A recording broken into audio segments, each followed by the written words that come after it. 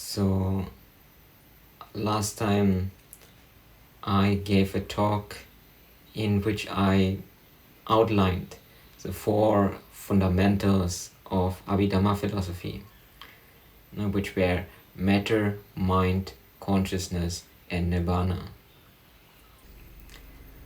And these four I have mentioned then are something like the vocabulary of insight or the vocabulary of Buddhist philosophy.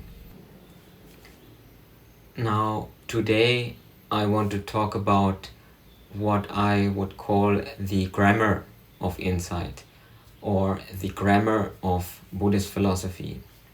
Now, that is a system which gives certain relations as to how these four fundamentals of Buddhist philosophy relate to each other. Now, I generally would recommend that anyone listening to this talk would first have a look into my book, Paramattha, in which I give much more details than I will be able to give in this small outline talk. So in here, I just want to give a small outline of the 24 Patthāna conditions with a minimal explanation about each. But in order to properly follow what I'm talking about, it might be necessary to first listen to the first talk that preceded this, and then either have some basic understanding already of the Abhidhamma, or having read my book Paramattha, in which I give some more detailed explanation about what the Patthāna means. So in here I just want to say it is basically the grammar of insight or the grammar of Buddhist philosophy. And I will try to in here enumerate it in the traditional sequence. But I want to state that these 24 Patthāna conditions, these 24 conditions of insight, are not sequential. So principally it would not matter in which sequence I talk about them. But in here I will talk about them in the traditional sequence.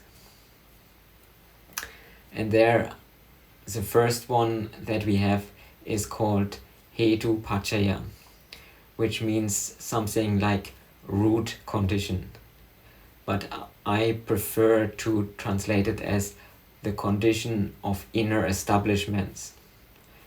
So this Patthāna condition is basically about the condition of the mind taking root in the body, or an idea taking root in the mind.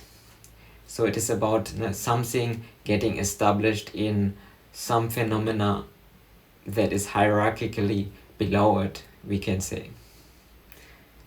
So it is an inner establishment either of the mind in the body or of an idea in the mind. And that is all I want to say in this small outline. Then the second one is called Aramana Paccaya. That is a condition of objects or the condition of things that capture the mind or that stabilize the mind. So it is a condition of usually either outside objects or certain ideas that kind of stabilize the mind. So it is about describing the psychology of what happens when the mind is captured by an object. Then the third Patthāna condition is called Adhipati Paccaya. It is a condition of governance or ruling. That is, when a certain factor, like a certain virtue, is governing the mind. So there are 5 governing principles that are mentioned, that are explained, and 4 of them constitute inner powers, which are conditions of an inner ruling. Now, when consciousness is taking the governance over a being's life, we can say. And that is either when the will governs life or consciousness, that is called Chanda Adipati. The second, when a person is governed by a sense of heroism, by a sense of effort and activity and brave activity, that is called Virya Adipati. The third one is called Chitta Adipati. That is when the mind, or things like creativity, but also the emotional mind, are kind of ruling over a person's or over a being's life. And the fourth one is called Vimamsa Adipati, and that is when a being is governed by curiosity and by this condition of scientific exploration and scientific interest. So that are 4 inner ruling conditions which we usually would take to be very positive qualities or very positive ways of how consciousness takes charge of a person's life. The 5th one is called Aramana Adipati, and that describes the condition of when a person is rather ruled from without, is ruled by some external object, ruled by some external circumstances. So that are the 5 ruling conditions. Then the next Patthāna condition is called Anantara Paccaya. Now this is usually translated as proximity condition, but I personally prefer to translate it as combination condition. That is when several things come together to form something new. Now, like in the case of organic beings, several cells combine together to form a cell colony, which combine together to form some tissue. Then several tissues combine to form organs. Several organs combine to form things like a human being or a body, and then several bodies combine to make up a family, a country, etc., a society, etc. So that is a condition of Anantara Paccaya. This is a condition of several things combining together to make up a new thing. The one following that is called Samanantara Paccaya, which is usually translated as contiguity condition or continuity condition, but which I translate as sequence condition. So it is a condition wherein several phenomena have to follow each other in a certain fixed sequence. Now, one most simple example will be a baby is born, then it grows into a child, then it grows into a youth, then it grows into a mature human being, and then it grows into an old person, and then at the end of the sequence it dies. So that is a fixed sequence. Now you cannot take out one part or link in this sequence and put it another place. Now this is a fixed sequence as to how things occur. And similar sequences also exist in relation to mental phenomena. And that is what this Patthāna condition is about. Then following that, we have the Patthāna condition, which is called Sahajata Paccaya. This is the Patthāna condition which is about synchronicity. That is when several things are attuned to each other. Not like a flock of birds which is flying in a certain pattern, but as something like one unified entity almost. Or a swarm of fish, where you can see that it's not that one fish is consciously following the other fish. It's the whole swarm of fish, or what is sometimes called a school of fish. They all swim together, and that is because they are synchronized to each other. They form almost like one entity. The whole swarm is synchronized with each other. And that is what this Patthāna condition is describing. Following that, the seventh Patthāna condition is called Anyamanya Paccaya. That is the condition of correspondence, or what I call the condition of correspondence. The traditional translation is, although there are several different translations, is usually something like mutuality condition. But I call it condition of correspondence or condition of analogy. And that is about when two phenomena, either mental or material, have a certain relation to each other, in that they display similar qualities, or that they describe a similar thing. So maybe one of the most simple examples will be an analog clock, a clock which has these hands which move in a circle. Now this clock works in analogy to the movement of the sun as perceived from Earth.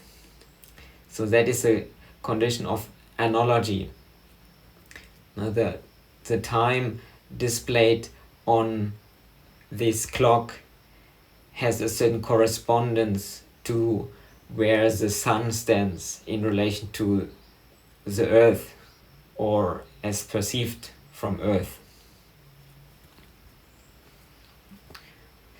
Then the next is called Nisaya Paccaya. This is usually translated as the condition of dependence, but I personally translate it as the condition of foundation. So everything in life built up on a certain foundation. The plants of the earth built on the foundation of the earth.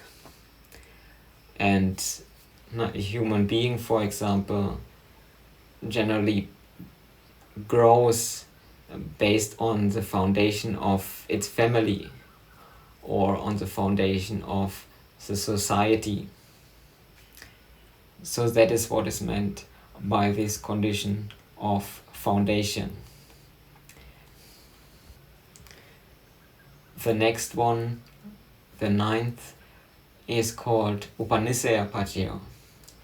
This is often, the traditional translation is strong dependence condition. But my own translation of it is rather interdependence condition, or the condition of interconnectedness. So this condition is about the fact that all things in existence are somewhat interrelated or interconnected. Now, as an example, the different parts in our body, they are all interrelated, they are all interconnected. So each organ somewhat depends on the well-functioning of the other organs. So each organ is strongly interconnected and interrelated with all the other organs in the body. And similar thing applies to a human being in its environment. Now we breathe in the air that is produced by the trees, and we give out carbon dioxide into the environment, which is again taken on by the trees and the plants. Now we eat the fruits from nature, and then we excrete it, and in a natural condition our excrement would serve as a kind of fertilizer again for the plants and the trees. So everything in life or in existence is somewhat interrelated or interconnected, and that is what this Patthāna condition is about. Following that, we have the condition of latency, purijata paccaya in Pali. Now usually it is translated as pre-nascence condition. So this condition is about things existing in germ form before they become fully manifest. It is the condition of a tree within a seed, meaning within a seed, or when looking at a seed, you cannot perceive the tree, but in latent form the tree exists within the seed. So that is what this Patthāna condition is about. So that certain things exist in a condition of latency. There's a certain potential, and when certain conditions will meet, then this condition of latent potential slowly will become a manifest condition, which is the next Patthāna condition, in Pali called paccajata, which literally means something like post-nascence, after being born. So after something has come into existence, it exists in a manifest form. Then next we come to the next Patthāna condition called asevana paccaya, the condition of repetition. So this condition is all about what happens when things occur repeatedly or are performed repeatedly. Now, how a momentum builds up, how virtues or vices gradually become solidified by means of repeated good or bad actions, how things are learned by repetition, but also natural recurrences such as the yearly recurrence of the seasons. So this condition is all about repetition and what that implies. Then moving on, we have something that, or whose strength is not entirely independent from repetition, and that is a condition of karma or karma.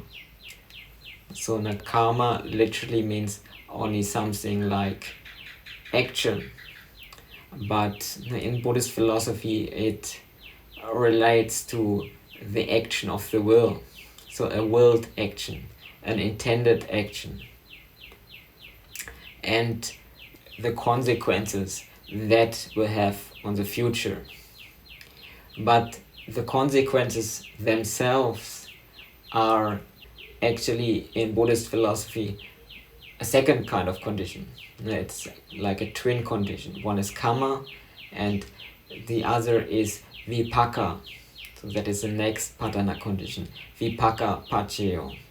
That is the result of a willed action, and how this occurs and when it can occur and how long it might take to occur, etc.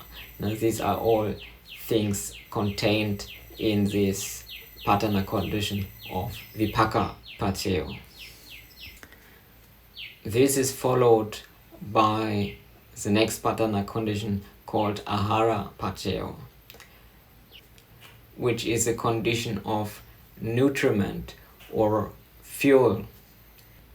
Now this condition is about how an initial action or occurrence is fueled, is fed by other conditions in order to grow in strength or to grow in longevity, in order to occur for a longer period of time.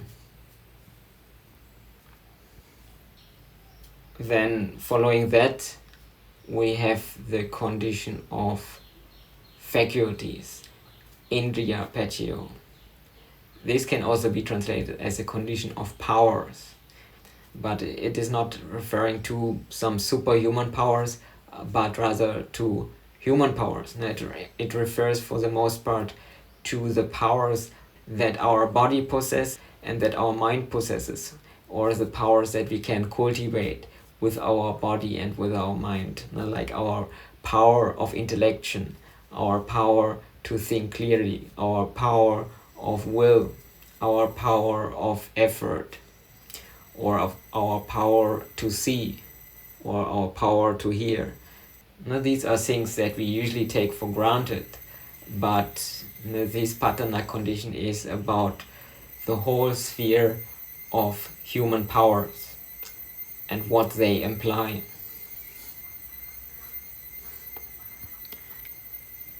Further, we have a condition which is more often associated with certain powers or with the wish for certain powers, and that is a condition of meditation, jhana paccaya. Now this condition is about the power to transcend the sphere of the senses, the sphere of the five senses, and what that implies, and how it is done, etc. Then, as the next condition, we have the condition of path, magga paccaya. So this condition is all about what happens when you follow a certain path. So you follow a good path, you end up in some good destination. You follow a bad path, then you end up in some bad destination. So this condition is all about this condition of following a certain path. Then moving on to the next Patthāna condition, we have the condition of attraction, sampayutta paccaya. Now this is often translated as the Patthāna condition of association, but I translate it as attraction, sampayutta paccaya. And this Patthāna condition is all about how certain things are attracted to each other, how the North Pole and South Pole of two magnets are attracted to each other, or how a boy and a girl of similar age and similar degree of beauty may be attracted to each other, or how different atoms in the universe are attracted to each other so that they form a certain compound or a certain substance, a certain material. Now, all conditions of attraction, where two things are attracted to each other, are things that come under this condition of sampayutta paccaya, this condition of attraction.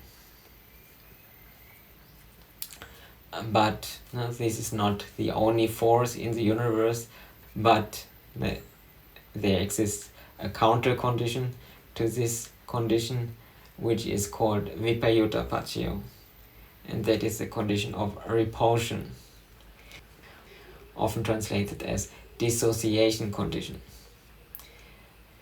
And this condition is the exact opposite of the previous condition, which can be as easily visualized with thinking about magnets. Now, if you have two magnets and you put them together, both facing each other's positive pole, then you will witness this condition of repulsion. Or when you meet people that you strongly dislike, you might not be even able to explain to yourself why you dislike them. It is just because there exists this condition in existence of repulsion, that certain things repel each other. And that is what this Patthāna condition of repulsion is about. Following that, we have the condition of presence or being or existence, which in Pali is called ati-paccaya. So this is a condition of something being present, something existing in the small space of now. And it is perhaps best understood in relation to the next Patthāna condition of nati, of absence or non-existence. So where you have, for example, the sunlight represents ati-paccaya, the presence condition, while darkness represents the absence of sunlight. It's just the absence of it. Or heat represents the presence of temperature, while coldness represents usually just the absence of heat. Or as a third example, sound is a presence condition, while stillness is something like the absence of sound. So these two conditions of ati and nati, of presence and absence, have a special relationship with each other. And they can be used to explain certain phenomena in existence.